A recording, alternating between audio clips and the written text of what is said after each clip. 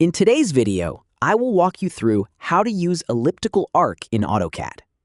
To create an elliptical arc in AutoCAD, start by typing ellipse and press Enter to activate the ellipse command. Next, type A and press Enter to select the arc option. Click to specify the first axis endpoint of the ellipse. Then, click to specify the second axis endpoint. This will define the size and direction of the ellipse. Next, specify the distance to define the other axis. After that, click to set the starting point of the elliptical arc, then click again to define the ending point of the arc. AutoCAD will create an elliptical arc based on the points you selected.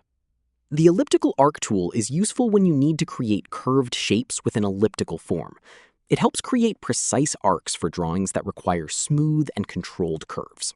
You can repeat the same process whenever you need another elliptical arc. Start the ellipse command, choose the arc option, define the axis points, and set the start and end points of the arc. When you are finished creating the elliptical arc, press Enter to end the command. And that's how to use elliptical arc in AutoCAD. Thank you for watching the video.